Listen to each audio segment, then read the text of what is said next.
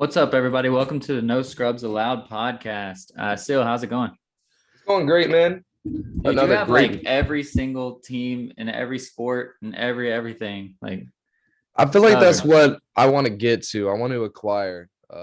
People ask me all the time, why do I have certain jerseys and stuff? I just like I like to represent. I like sports, and I like seeing all these sports people who, even though they have an alma mater, they played for a certain team for 12 years. You'll see they have all kinds of stuff, and for those nice fancy Right, right, people, right. it's given to them by other athletes with signatures and stuff like Yeah, that. right, But I want to be able to have like different totems and like memorabilia stuff, not just like random stuff like the Suns finals hat, right. like stuff like that. Get the Going to floating helmet that what is it, Marcellus Wiley or whoever has Oh behind this yeah, thing. That's pretty cool. that is awesome. So we'll just jump right into it. There's not much other than football going on, unless you want to talk baseball, but baseball's not quite finished, and neither one of us are super happy about our teams. But we can at least talk real quick about that. It looks like the Giants are going to probably wrap up the NL West because they're not going to lose to the freaking Diamondbacks. And the Yankees and Blue Jays, whichever team, if a team sweeps that series, will probably be one wild card, and then it's you and the Mariners who have been doing work. But other than that, I think all the teams, if St. Louis wins tonight, pretty much all the NL teams are in unless Atlanta blows it. So are you gearing up for the postseason? Or are you still just nervous that the Red Sox might blow this thing playing the Orioles? Yeah, I'm still nervous as hell that we might blow it. Anything can happen right now. If Toronto was to sweep them, it's pretty much a lock.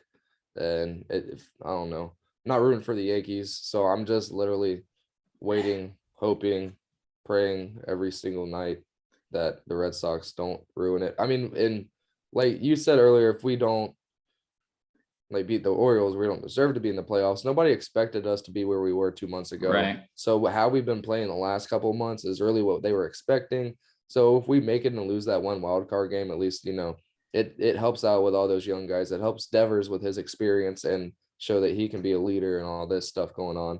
And just more time for these new guys to gel and get some more games under their belt together.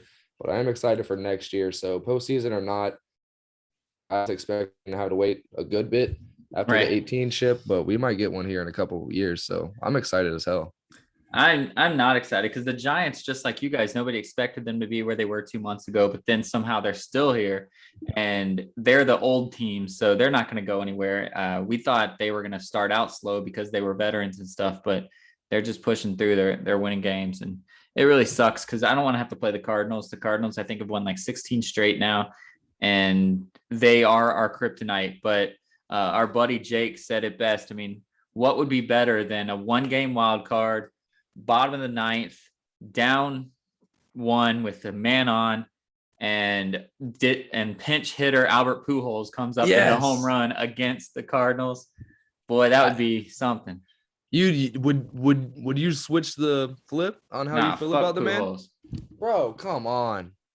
That would be absolutely amazing. And then he does Uh the LA yeah, as he's running back. I don't know, he wouldn't. Nah, he's gonna get cheered so hard, even if he's on the enemy team in the Yeah. playoffs winning. Like that crowd would go crazy. I mean, it's gonna be our crowd, but any St. Louis fan would probably still be happy to see this man Yeah. do And his I feel thing. like he would definitely shed a tear on his way around the bases. Yeah, He just knocked off his OG team. right. No, it's weird because the reason that the Cardinals beat the Dodgers so many times was because of Pujols. So it's weird to have him on our team. I still haven't fully come around to it, but everybody on the team loves the man. So I can't hate on him, but he's bringing a good vibe to everyone except Bellinger. It looks like. So I don't know what's up with Bellinger. That's a whole different story, but he's doing good things and it's happy. But he's on the injury list right now, the IL, whatever they call it. And I hope he comes back for that wild card because yeah, he'd probably be a pinch hitter, and for him to come in and do something like that would be awesome. Yeah, that would be cool as hell. But yeah, I'm still biting my nails looking at all this shit.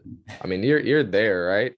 You have a spot in the Oh wild yeah, card. yeah, yeah. We're like 13 games ahead of the Cardinals or whoever the second wild card team is. All right, cool. All right, yeah. So yeah, I'm still biting my nails looking at it every day. Fucking God, but I'm happy. I'm happy that I'm able to do it. I'm appreciative of it. It's not really annoying. It is annoying, but at the end of the day, I'm happy that I'm annoyed, which is weird. What do you America. think about the Yankees having like a rally turtle or whatever the hell they're doing? It, Did you see that? I don't care. I do not give a damn. It's like our rally banana or whatever Kike pulled out for us a couple years back. Hey, whatever works, right? I mean, not for the Yankees. I wish nothing worked for them, but it's just funny how superstitious baseball players are that they all bring out these crazy things. It used to be weird. It used to be really weird. What was your thing? Socks. Mm. My socks. My buddy Jake, our buddy Jake, he also played baseball, and he said he used to keep a BB, like from a BB gun, in his shoe. A lot of people did. A lot of people would keep so like a little weird. totem or something like that. Yeah, but no, mine was just the way I put my socks on before the game. And I was very particular about my socks. I did not wash them between starts. If I lost, I washed them start fresh. Wore the same socks. Had to put them on certain way every fucking time. I didn't have anything in soccer. I just did whatever. If I fucked up, I restarted, and my mind was already fucked. So I had to restart, refresh. The only thing I did in soccer was, well, we probably shouldn't put this on the podcast. I don't think any of our rival people play. Oh, I'll tell you a story. Did I tell you about the Stacy Siegel thing? No. I'll say it on the podcast. But anyway, my routine and most of the team's routine was any road game. As soon as we got to the stadium, you'd go take a shit in the home team's locker room before they showed up. Because you always got to the stadium early if you were the road team. So we'd go into their bathrooms and take a shit and not flush it, so that they knew what they were coming into whenever they got in. But anyways, so awesome. I did this like ancestry thing, right? The 23andMe, whatever. Not a sponsor, but that's what I did. And some girl that I don't know tried to connect with me. Her name was Kelsey. And I was like, whatever. All right, cool. So I clicked it and I was like, let me go see who she is. Maybe she knows who I am. So I go to her Facebook page. I don't know who she is. She's younger than me, I think. But she happens to be engaged to Stacy Siegel, who was like the superstar of Crescent City High School and just an asshole of a dude. And that's like awesome. He was their captain and all that stuff. And I think Daniel Taylor got in a fight with him and all this stuff. So I was like, what? I'm going to be somehow seventh cousins or whatever related to Stacy Siegel now? What is this? Fuck that guy. It was just so weird to see that from a 23andMe report. And she's like it's at least if their DNA thing is correct, we share like great grandparents apparently. And I've never met this girl. So, but I was just like, that's crazy that it's such a small world that she's like going to marry this rival kid I had in high school. Yeah, that is weird as shit. You always have weird stories with the soccer people. There was a lot of soccer talent back in the days. There was a lot of douchebag assholes. Yep. Dang, what was the flopper grab, crawl to the ball, do whatever Jake, yeah. God, good times. I'm sure he didn't make it anywhere. Hell no. In life, he was so fat and worried about the wrong things. Yep. All right. So, anyways, enough about reminiscing about high school soccer, but the football season is what we're gonna talk about mostly. But it's getting off to a weird year, man. There's 5 undefeated teams, and really maybe the Rams, but none of them were expected. We have the Cardinals, we have the Rams, we have the Panthers. We have the 2 West teams, the Raiders and the Broncos. So there's 4 West teams that are undefeated. And then the Panthers, who Sam Darnold has blown up. We know that the Jets system is bad. It's showing it with Zach Wilson. But I didn't expect a resurgence from Darnold like this. But which of these undefeated teams are most surprising to you? Definitely the Panthers, for what they're able to do on both sides of the ball. Wasn't like I didn't expect it. At least I'm sure all their fans and their media market were blowing it up, but I didn't hear about them as any kind of potential threat to anybody this season, especially with Sam Darnold. With Broncos, Teddy Two Gloves, you can kind of see that there. The Panthers for sure, without a doubt, are the most surprising to me. And we'll see how they're able to keep it up now with CMC out. But was it Chuba, whatever? Hubbard. Hubbard. He's He's a good, or monster. yeah, I mean, We'll he was see. We'll good. see if it translates to the NFL. Yeah, my surprising is still the Cardinals, man. I know that Kyler Murray was one of the top quarterbacks picked in fantasy, but I thought that was just all it was. I thought it was going to be fantasy and bust, but he's using his talent or the talent around him really well. Chase Edmonds or Chase Edwards or whatever the running back's name is Edmonds. doing pretty good. And their defense is rock solid, but they haven't played like a really tough team quite yet. So we're going to see what happens when they play a really tough team. And that's the same with the Broncos. The Broncos have played the two New York teams in Jacksonville. So we're going to have to see what happens when they start to get into the groove. But those teams that we expected, the Green Bays, the Tampa Bays, the Kansas Cities, they're nowhere to be found. The Buffalo Bills, I mean, they are still like 2-1. I think all four of those. Oh no, not Kansas City, but three of those are 2-1 still. And then Kansas City is licking their wounds, trying to get Josh Gordon to save them. But it looks like there might be some parity. Do you think that this is just a case of early season, a lot of crazy stuff happens and everyone overreacts, and then when all the chips fall where they go, it's going to be the Green Bays, the Tampa Bays, the maybe Kansas City. We can talk about them separately, but the normal teams will rise to the top. Yeah, we're not going to be talking about really any of these teams. We're probably going to be talking about the Rams. We could be talking about the Raiders. They could be a viable team there in Las Vegas, but who knows? That defense still a little suspect over there, and they're having to Jacoby Brissett almost put them down. So they had to score a lot of points to get wins. So I don't see the Broncos really being able to keep going on the cliff they are against good teams because they haven't played one yet. They probably played 3 of the bottom 5 teams in the league. Right. So yeah, I don't expect really, but the Rams, probably how dominant they've been in all 3 of these games. They are definitely the clear favorites out of all of these undefeated teams to make it to a Super Bowl if that's what you had to put your money on right now. And I'm happy I didn't pay over $300 to go to that game though. Yeah, that's for sure. Yeah, that would have sucked. But that would have been knowing you, that would have been a long way home. Yeah, it would have. But yeah, man. Even on the other side of it, the Tampas, the Cowboys, the Chiefs, they still on both sides. The Cowboys didn't expect them to be going the way they're going right now, going crazy. Right. And man, it's gonna be a fun season. It's been a weird start. We always see it, but I think with what happened last year, it was the only weird thing was the Steelers, how they were doing it. So we kind of just didn't have any real headlines to start. So now this time it's freaking overreaction Monday every day. Yeah, and I want to have an overreaction Monday real quick because when I look over these divisions, overreaction, I guess Tuesday for us, but when I look over these divisions, they kind of make sense. I mean, Arizona, you can make arguments for. Green Bay, you can make arguments for. Dallas, blah, blah, blah, all the way down.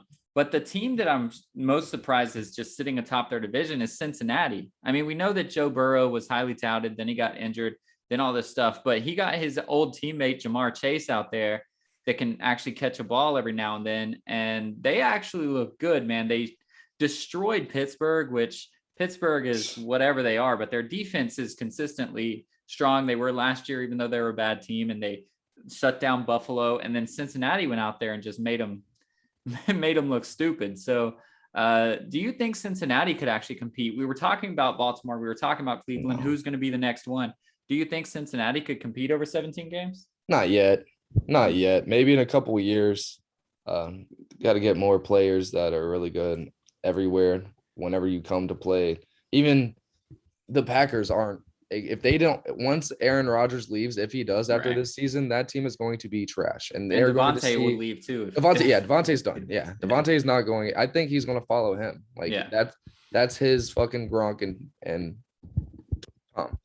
That's their little duo there. He wants to play with him until he falls off, and then he's probably got 4 or 5 years left, and he's gonna be every fucking throw. He's gonna be like, damn it, Aaron, why were you so much older than me?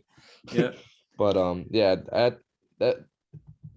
that's where we're going to find out that they might win. They might go over 500. They might make the playoffs this year, but they're going to get trashed. When they show to the Browns, it's going to be a Texas versus Arkansas kind of thing. Like, oh, welcome to the league again, guys. Right. when Myles Garrett's coming at Joe Burrow's face, because TJ Watt was out for that game. So they didn't have that. They didn't have 4 of their defensive linemen for that game.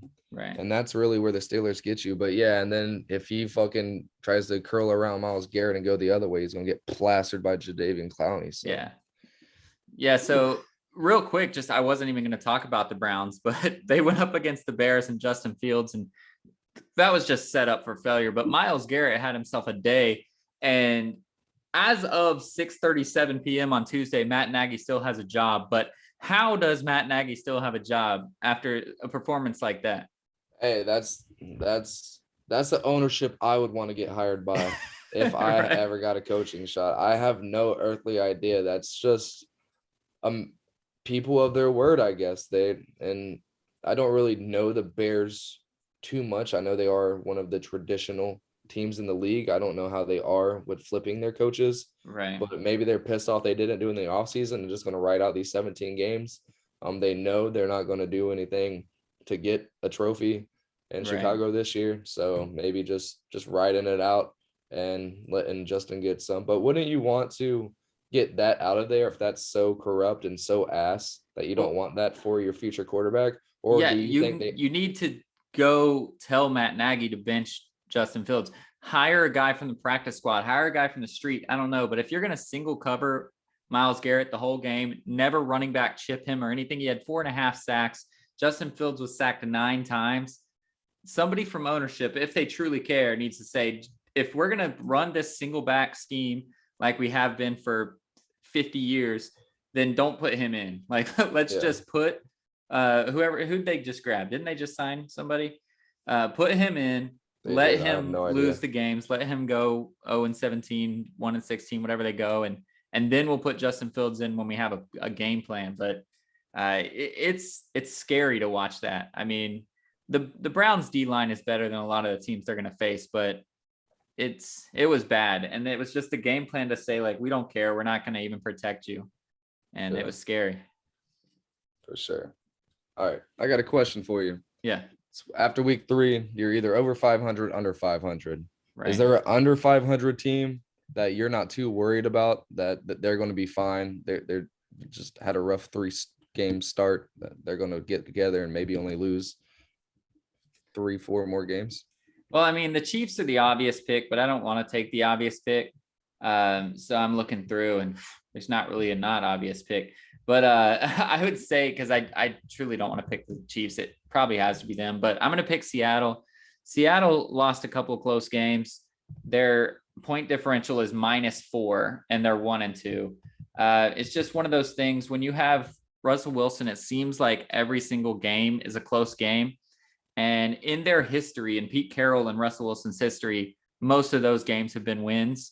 So it looks like it's just kind of coming back to the average, and they're going to win a lot of games. They're not going to be, I don't know if they're only going to lose like 3, like you posed in the question, but they'll be above 500 at the end of the year. They're going to try to work it out. And I think Seattle, when they face off against the Rams and when they face off against the Cardinals, they are a scary team and could split those 2 games and make at least a push towards the wild card at the end of this thing. Yeah, the team I got to pick is the Vikings. Like you said, I don't know that they're only going to lose 3 or 4 more games. They very well could. And once that offense is really damn good, they can figure it out with that defense, then I think they'll be fine. Dalvin's a little banged up, and they still got the win this past weekend. And Kirk it seems to be going back into Washington. You like that, Kirk? I know. This season. Doing his thing. So I'm excited for that. I definitely think they're going to end up maybe even to pull it out and give a Packers a run for their money in that division, because they're a little shaky right now too. Well, it's because I haven't hyped him up yet. I usually send Seal and Eddie texts of the GIF that you like that GIF every time Kirk Cousins does something, or at least Eddie, because Eddie gets a kick out of it. But he hasn't. I haven't had to yet. But I'm lucky I didn't actually switch my survivor pick, because as soon as I saw Dalvin Cook fall out, I was gonna go pick whoever played against the Vikings, and it was Seattle. But when I went in to go change my pick, I saw that the team that I did pick was the Broncos against the Jets. And I was like, I'm still more confident with the Broncos against the Jets. So I was happy I did that, since the Vikings went and got that win. But I'm still alive in my eliminator pool. I've never made it past week 4. So week 4 is my record.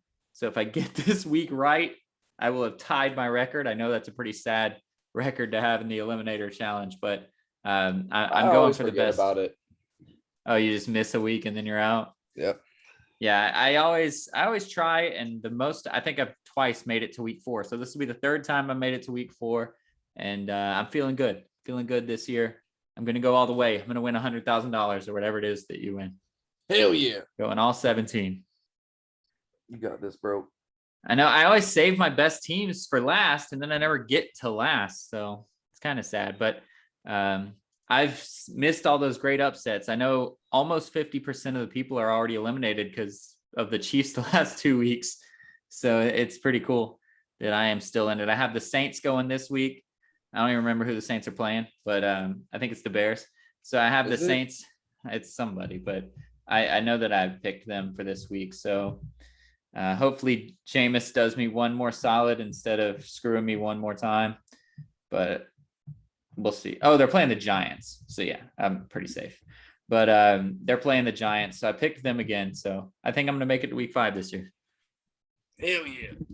In other fantasy news, though, we are rolling. I had another 3-0 week in all of my leagues, or another winning week in all of my leagues, but they all combined for single digits. Not even kidding. Like, if you take my wins from all 3 teams, I didn't even win by 10 points.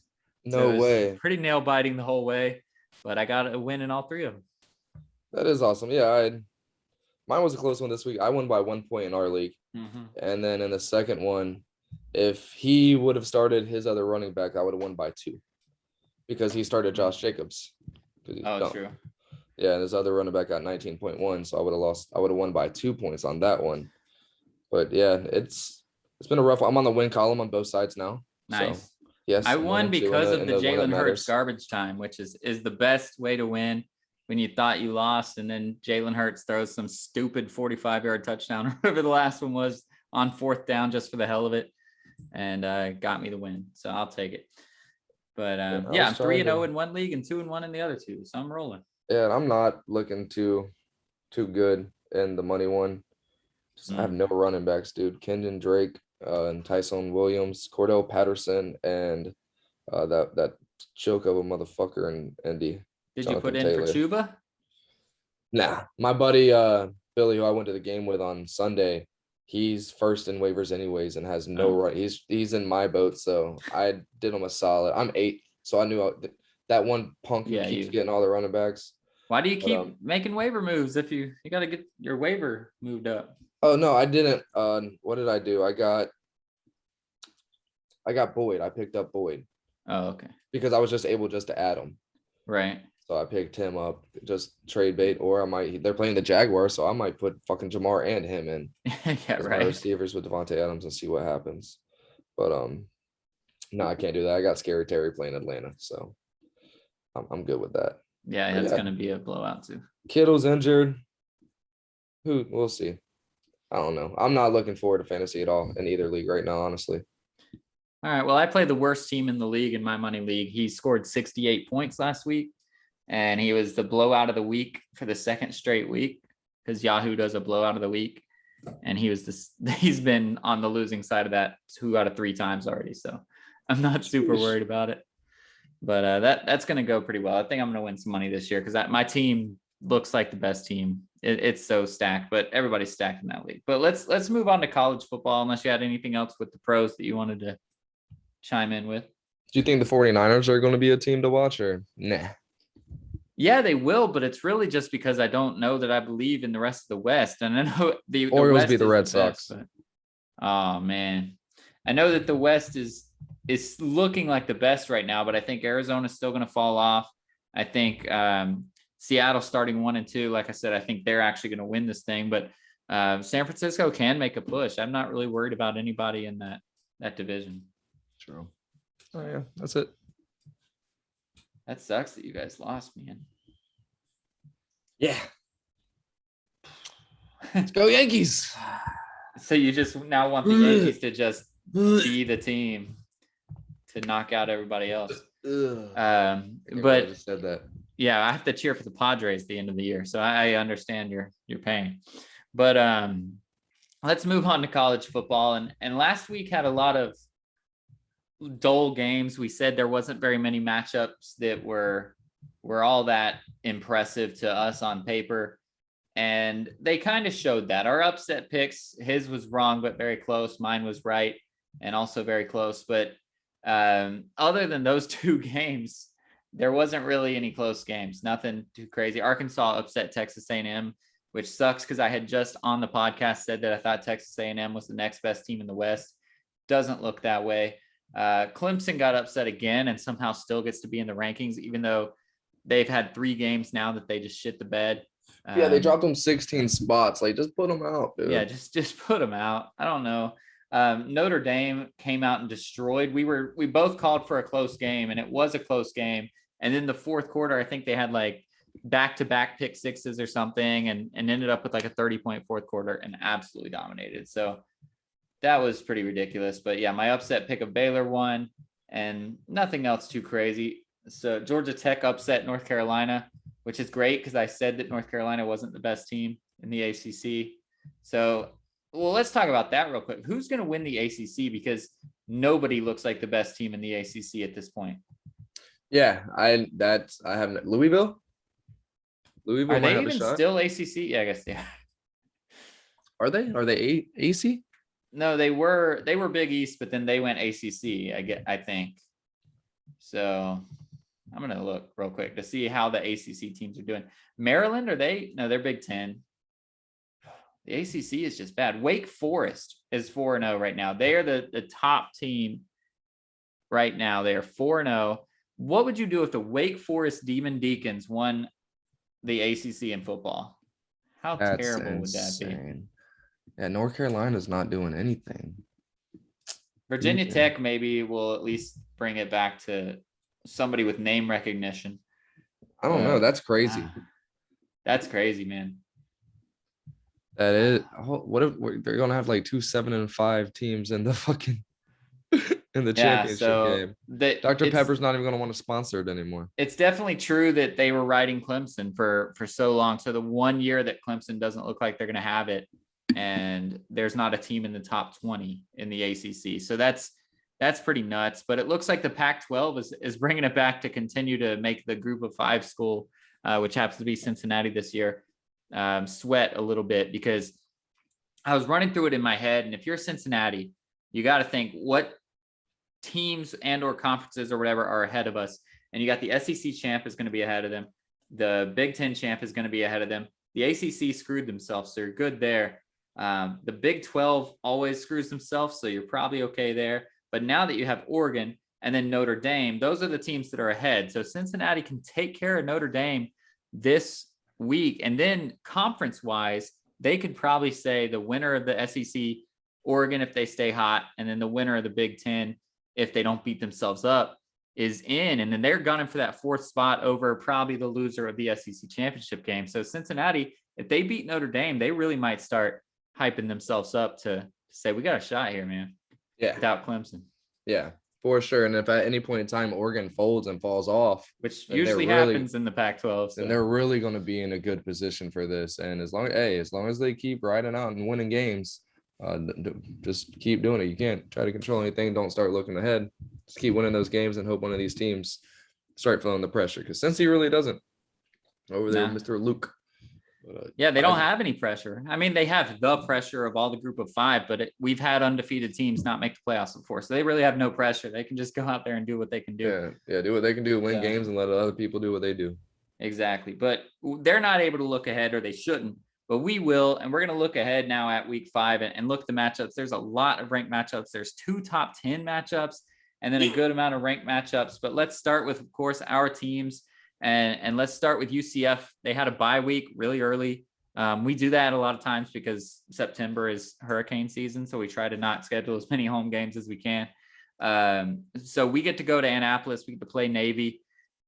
Navy sucks this year, but they're the triple option team. They're always a little confusing. They played Houston pretty tough. What do you see from UCF? New quarterback Mikey Keene coming out trying to win his thing, and then this defense that shows that they can't really tackle against the triple option. Yeah. I'm not too excited for this one. It's going to be a boring game to watch. I Oh think yeah. UCF isn't going to be able to go out and put up like last year, 2 years ago. This would be just a blowout. I feel like with this Navy team, Right. but it's can't tackle. They're going to be able to just grind out the clock and just keep themselves in it because we're not going to be able to do anything. And I feel like Gus is going to go back to his old SEC ways and kind of slow down the tempo a little bit from what UCF's been used to this season, trying to play into the UCF's hands, how they've been for the last forever now, it seems Right. like. But I'm not going to watch it, I don't think. I'll But it's going to definitely be close. watch, but the UCF's problem going to with win, but it's going to be we ugly. better win. But the problem with uh, what I've seen out of UCF so far this year, as we've said, is tackling. And when you play against a triple option, it's just discipline and assignment football. Only one person's going to get there unless you're undisciplined. And everybody's going to have a person, because when there's triple option, you have to have somebody on the quarterback. You have to have somebody on all like three running backs. And then you also have to have those cornerbacks bump, stick, whatever they can do to those running or the wide receivers for the first like 3 seconds.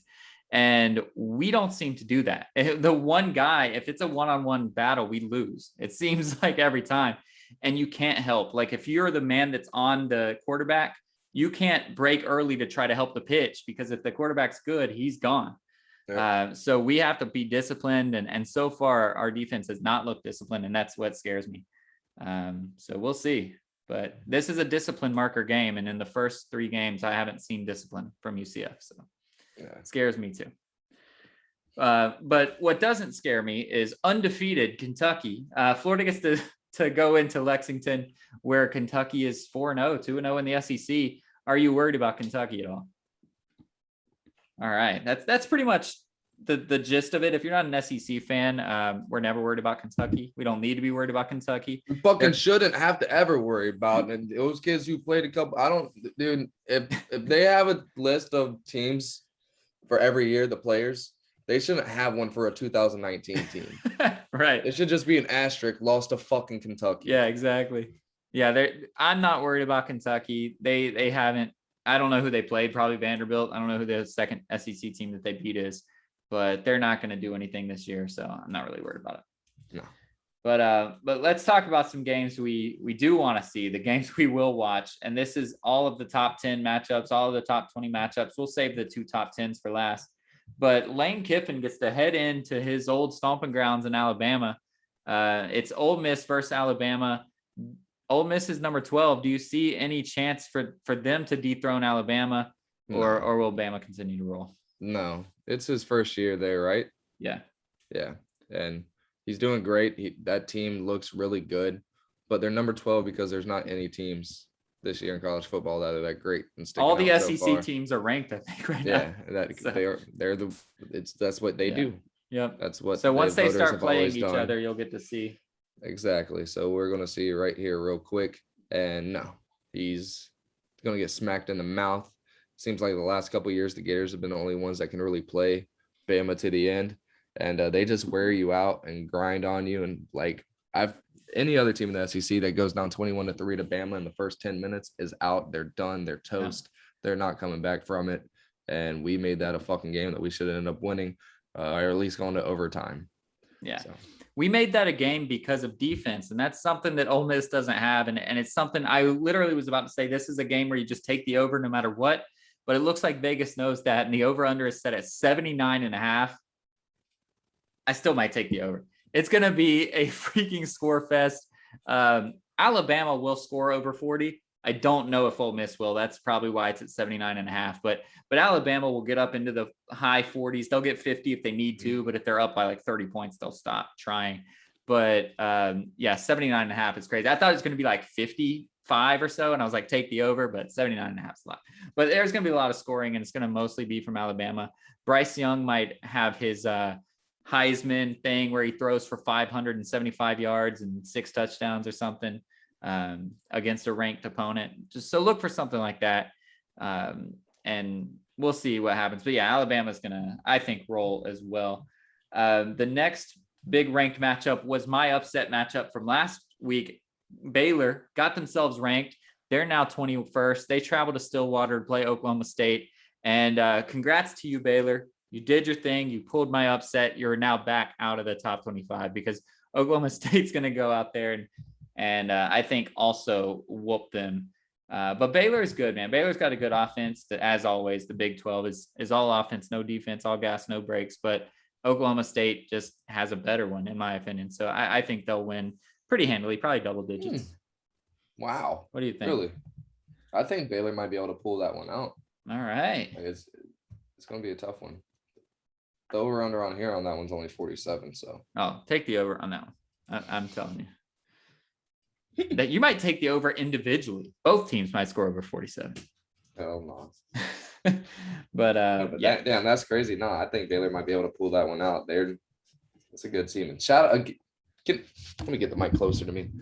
You cannot shout out that fucking coach for doing what he's done with that program to pull them out of the cesspool that they were in and really have guys that want to play football and can really play some fucking football on that team, man. Shout out to Are they even coach. Allowed in the postseason if they go undefeated? I doubt it. I don't. If they are, that's like dumb. They might not be. Truly, they better give Reggie Bush a Heisman. True. Fuck? If they let Baylor into the college football playoff, they just bring the Heisman to the playoff to give to Reggie Bush and let him show up. Because we know USC won't be there. They better not be able to. But hey, let them. That's probably the best case scenario for Cincinnati. Yeah, let Baylor win and then get eliminated from the contention, and then you're good to go. Hell yeah. So the last couple of ranked matchups are the best ones. They're both top 10 matchups. And we just talked about Cincinnati. So let's start there. Number 7, Cincinnati. They're traveling to South Bend. Kind of sucks. Notre Dame gets to play their ranked games in Ford Field or whatever, Soldier Field in Chicago when they have to play a ranked team. But when they're the home team, they still get to play at home, whatever. Cincinnati gets to go to South Bend and take on Notre Dame. Again, I didn't think Notre Dame was all that good, but I thought they were going to win a close game. And if you get fourth quarter Notre Dame, this could be a blowout. But what do you think's coming from this game? I think Cincinnati is going to be the ones doing the blowout. They are favored on the road against the top 10 team, which is nuts. Yeah, and Cincinnati's not going to let that place rattle them at all. I don't think. Is the quarterback playing for Notre Dame? Because I know he got hurt. He got MRIs. Everything was negative. But if Cincinnati's a 2.5-point favorite, I think Vegas is probably pretty confident that Notre Dame quarterback's not going to play. Yeah. And if that's the case, then I think Cincinnati's the better team. The only problem is they have let their foot off the gas. Now, I can't imagine that they do that against the number 9 team. But when they were playing like UL Monroe or whoever it was that they played, they let their foot off the gas. Last week, they were up by like 25 at halftime or something, and they let their foot off the gas or a little bit. So they will do that at times, but I can't imagine that this game is not one that they're hyped for, and they will play the entire 60 minutes or whatever it is in college and get through. So I agree. It's weird. They're playing at 2:30. Such a weird time for that game to start. That is a weird time because is Indiana East Coast or is it Central time, right? So I don't know, but yeah, it might be hot in Notre Dame too. But so we both have Cincinnati. That's pretty crazy. I thought we might differ on that. But the big matchup for some reason is at 9 a.m., which is stupid. I don't know what the primetime matchup is. I guess UCLA may be playing somebody. I don't know. But Arkansas travels to Georgia. And this is really the last test for Georgia, aside from Florida. It's at 12. It's 9 a.m. your time. Right. Oh, well, yeah. Sorry. I talk in Pacific time when I'm out here. But 12 is not prime time. 12 is the early game, right? That's the first game you get to play. So. Oh, yeah, that's it. Yeah, you usually have to wake up doing breakfast watching these games. Huh? I love it, dude. I love it. I usually get to watch the Gators at 9 a.m., but they're at 3 tomorrow. But you like it? Heck yeah. I'm usually up at like 8. So I just get my coffee ready. I sit down, boom, football. I don't have to wait till noon to watch football. I love it on it's 10 a.m. on Sundays. It's the best, dude. It's the best. Holy cow. So there's a lot of like late night churches open then, huh? What do you mean late night churches? That's a little too close to football, bro. No, you go to the early service. It gets out at like 9:30, and then you head straight to. You don't go to the 11 o'clock. No. But West Coast teams don't play. Be in there with an AirPod. right? Yes. So Hallelujah. Arkansas travels to Georgia. Arkansas, of course, looks pretty good. They beat up on Texas A&M. They beat up on Texas. What do we do with Georgia, the number 2 team who's dominated all these scrub kids? What do you think is going to happen? It's going to be a close game for a while, but at some point, I just feel like Georgia's just going to break it wide open and let the floodgates out. Do you think 18.5 is too much to give Arkansas? A number 8 team to be down, to be giving 18.5 points is nuts. Yeah, when the over-under is 45, it's fucking ridiculous. That's why I don't understand when they set the over-unders and the spreads and right, all this stuff. It's so confusing to me. So you're saying that if they score one time and that they score 3 times, they could still win, and the over is only 5-10 points away. That's what you actually think is. Get the hell out of here, right, dude. It's not happens. It doesn't happen like that. They think it's going to be what, like 14 to, what is it, 35, 14? Is that 49 points? Yeah. So they think it's going to be like 35 to 14. Georgia is what they assume. So that's why they have the over under at 49. But it's so weird. That's nuts. But I think Georgia, it's going to be a lot higher than that. I think both teams are going to be able to go out there and score, and it's going to look like a haymaker for a little bit. But then Georgia's going to be able to figure them out. That defense is the truth, and they're just going to be able to shut everything down after shit. Maybe after 5 minutes, maybe after the first drive. I might be wrong, but I think it's going to be a good game to come out, and then some point it's just going to be a shit show at the end. I think close to what you think, but not quite as elongated. I think Arkansas is going to be ahead at halftime, and I think Georgia's going to come out and just keep doing their game plan, keep battling. I think they'll still win by double digits. I don't know that they'll cover 18.5, but I think they'll be down at halftime and really say, "Oh shit, we gotta do something about this," and they will. No, the Wisconsin Notre Dame times 2. I don't think it's gonna be that bad, but maybe. You never know. That sucks that Georgia's going to win. But hey, we only have our one loss if Georgia. Let's let them keep winning, and we'll start smacking their ass. And then when we end up playing Alabama and smack their ass in the championship, they're not going to be able to put Georgia in there, right? Because we already beat them and we beat Bama. So Georgia's going to be left fucked because their one loss was against us, and we'll be able to talk so much. If they only have one loss, they'll put both of us in there. They'll just make it SEC. Because then Bama's going to be a one loss. Oh yeah, that's true. And it'll be a loss that a team they've beaten already. Yeah, that's true. So they're going to put Bama and us in there, and Georgia's going to be like, "Yo, we got fucked because we lost to the Gators." That would be so sweet. That's what they get for not playing Alabama. Assholes. Right. That would be so sweet though. No, so our remote team just came in from all across the country, and there's an Atlanta team, and one of the guys came and was like wearing Georgia gear and was talking up Georgia, and I was like, "Get out of here, bro!" Like, what? He was like, "I thought Florida was going to beat Alabama. I did, but we're not really worried about Florida." I was like, "All right, whatever, dude." Stanton just hit a 3-run shot. Jeez, check that man for steroids. He's hit a home run every game, hasn't he? Like for the past 2 weeks. I don't know, man. Yeah, so that's the big matchup, and we both think Georgia's going to win. Still a little bit bigger than I do, but we do have some upset matchups. I have a pretty good one this week, so I'm reaching all the way. You reached all the way for Oklahoma last week. You barely lost. It was a 3-point win for Oklahoma. I'm reaching all the way up into the top 5 as well, and I think Maryland is going to upset Iowa. Oh, is that what your pick was? Yes. Maryland is going to, we could both pick it, I guess. But little Tua, or whatever his name is, Tulawa, he's going to come out and continue to show that he's actually the better Tagovailoa. And he is going to roll over. I don't even think it's going to be close, honestly. Like this kid, I've seen him play a couple games, and I think he is better than Tua. And I think Maryland is just going to put the hurt on him. I think they're going to win by 2 touchdowns. Yeah. Damn it. I agree. I definitely think that's going to happen. I kind of just want to go with Kansas City State against Oklahoma because I hate Spencer Rattler. I think keep picking against Oklahoma. Yeah. They're going to lose eventually. Sure. So I should do it, but nah. I really think Baylor's going to come out and be able to win. That's not really too much of an upset. It's a 2, but that was the one I would like doing. I liked it last week. I feel like I helped them almost win. So right. I wanted to do it again, and didn't work. Almost did, but that's why I definitely wanted to pick that one. That's a good one. Iowa's away. So they don't have to. They don't get to wave to any of the The kids. children's hospital Yeah, kids. so they don't get that extra oomph. So yeah, I agree, but I guess I'll do a weak ass one and go Baylor. All right. What about I don't know, what's another one they could possibly have? Indiana plays Penn State. You think there's a chance there? No. The one I was kind of looking at was where did it go? Where was it? Rutgers beating Ohio State. That would be awesome, but that's not going to happen.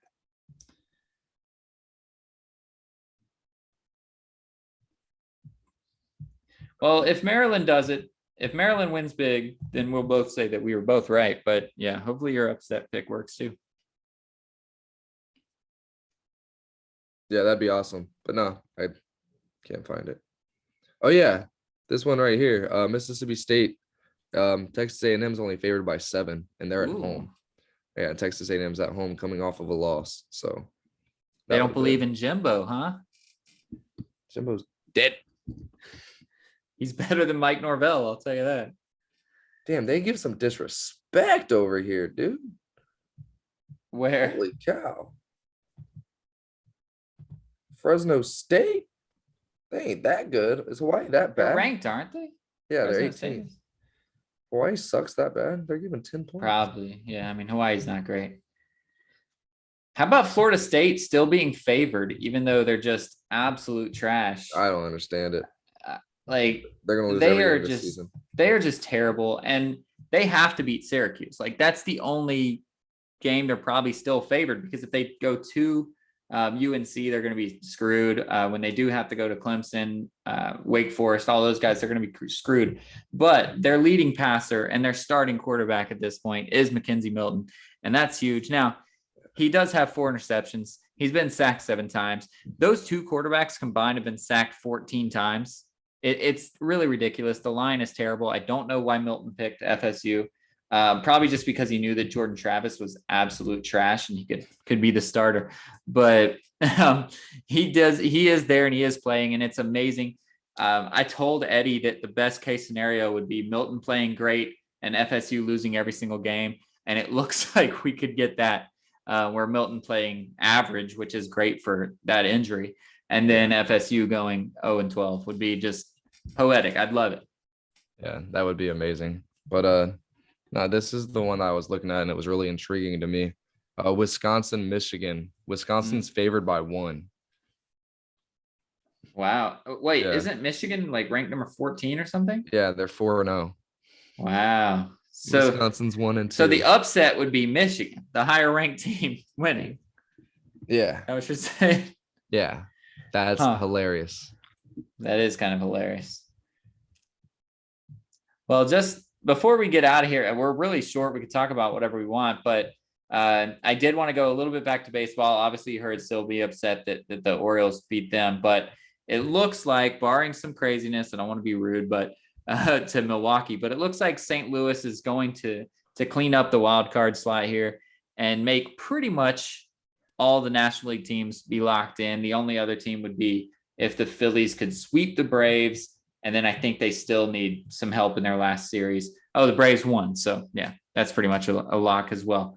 So it looks like the 6 teams are going to be the Giants, the Braves, the Brewers, the Dodgers, or the 5 teams, and the Cardinals. That National League's looking to shape up pretty well. And I'm scared for the Dodgers. I don't know that we'll be able to make it out of this. I don't know if we'll be able to make it out of the first game if we end up in the wild card. We'll obviously talk more about baseball next week when it's over. But if that's the way it shapes up, if we have to face St. Louis in one game to try to face the Giants in a series, I'm not super confident about it. And if that happens, man, I'm going to go out on a limb and say that I think the Brewers might make it out of the National League. Just saying that right now, just thinking. I think Christian Yelich is going to turn it back up. He's had a shit year. He's no longer the MVP. He's no longer even close. And I think he's going to turn that thing around. And Hader, man, I do love the guy. I like Craig Counsell. I like all that. So I think they're going to be the team to beat unless we can make it through St. Louis. Obviously. Crazy. All right. So what else do we got? One of my favorites. Kansas City. Is that what you said? No, the Milwaukee Stadium. Oh, 2K, oh, gotcha. not 2K. Well, the show. Yeah, the show. Yeah, not much. Just crazy people doing crazy things. John Jones. Uh, if you want to be dumb, and when the cops show up, be respectful to the cops. Don't headbutt their car. Even if you don't even do anything to it, they're going to throw the book at you with that. They don't care who you Especially when are. you're a rich guy too, because he Yeah. had an $8,000 bail, which I mean, they could have raised it and he still would have paid it. But yeah, he's going to be. It looks like he's not going to be fighting the winner of Ngannou and Gane. I guess I could say that unless they want to Nah. do it before he heads to court in October or whatever. Yeah, no, I don't. I think he's done, man. I think we've seen the last of John Bones Jones now with all this going to go on. We'll see. He's been through even worse, I mean, as far as like worse for the UFC, he's been through the drug stuff. He's been through all that. And if Dana thinks he can make money, he might do it. He might. I don't know. Maybe we'll see him some chiller shit. Oh, that's true. Shoot, I'll watch him fight Jake Paul.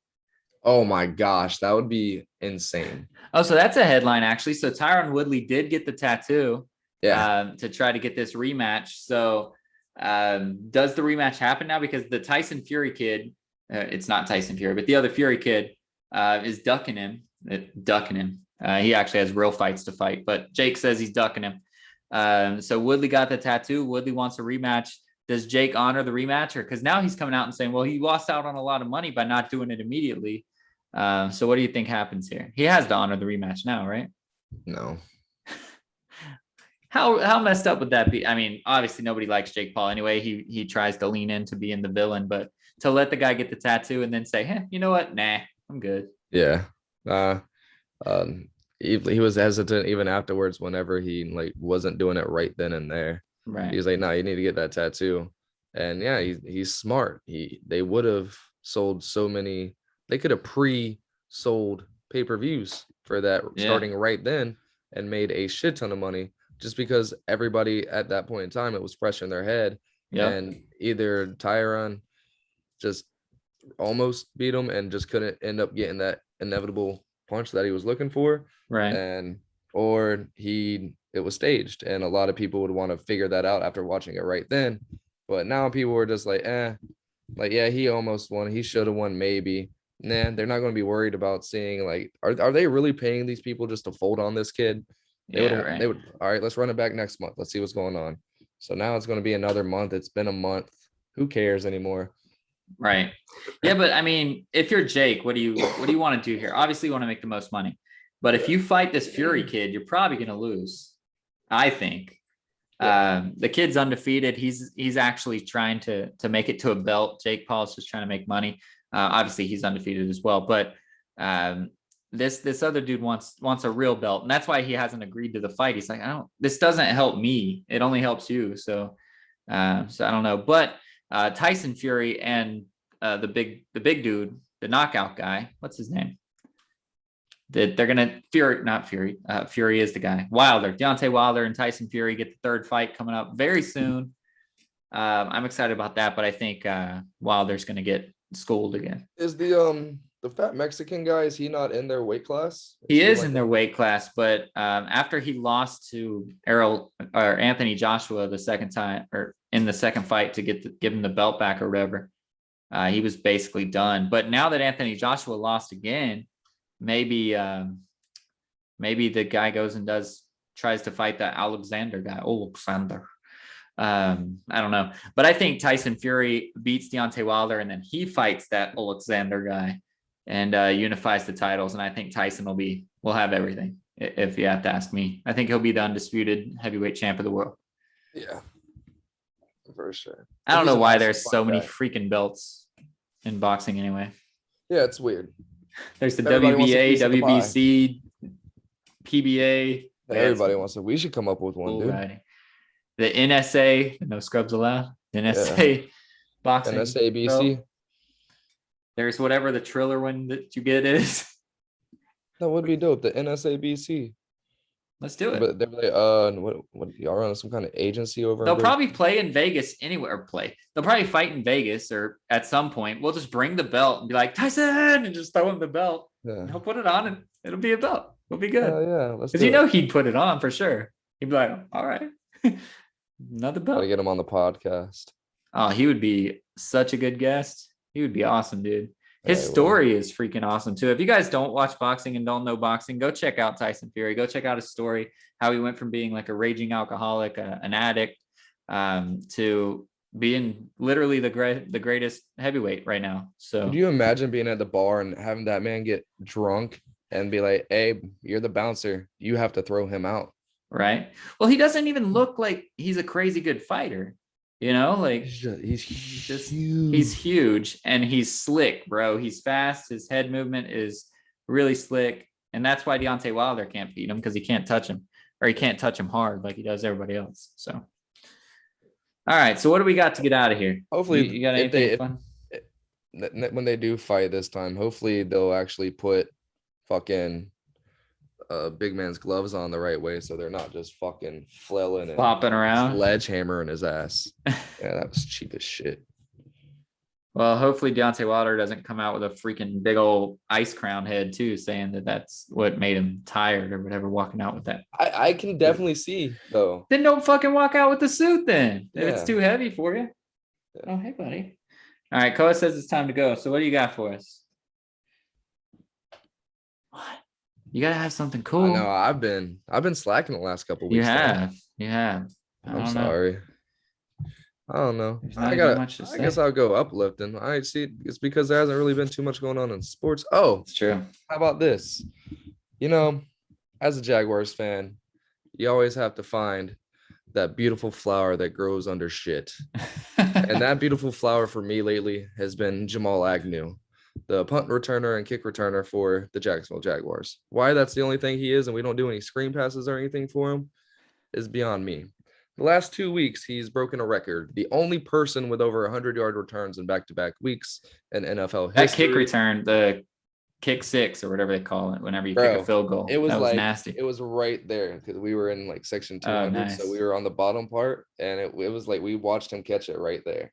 Nice. And like I'm really good with like angles and math and shit. So right when I saw that kick, right when I saw it just plateau, I was like, because with Prater, it's either going in or he's not gonna be able to. It's gonna barely miss. Right. Like, that man's got a fucking leg, and it went and kind of dug off to the left a little bit. I was like, it's gonna stay in. It's gonna stay in. And Jamal still had to kind of get that bitch. And oh man, it was amazing. It was absolutely amazing. At the end of the second quarter, going into halftime, was supposed to turn that game around for us. It did for another quarter, but damn it, just more shit keeps happening. But hey, it's awesome. We have another Jaguars player something in Canton, which is like the 5th or 6th thing now, which is pretty damn cool. So his cleats are going to Canton. And yeah, so whenever life just dumps on you and something that you're passionate about doesn't always come through into fruition the way that is planned, always try to find something to find hope in and keep you going and keep that passion. And why do you want to start to find another passion? We're getting old. All right. All right. Cool What are for we new pick up arts passions. and crafts and stuff? What am I going to throw away all my jerseys and find a new team? No, just keep finding that little glimmer diamond that's in that little shit pie hole thing. I was like, what are they called? What are they called? Cow shit? Cow pies. Cow pies. Yeah, that's what I meant to say. The cow Nice. pie. Just find that little glimmer of diamond and be happy, because either way, you're not a stud. You're You're not Seal.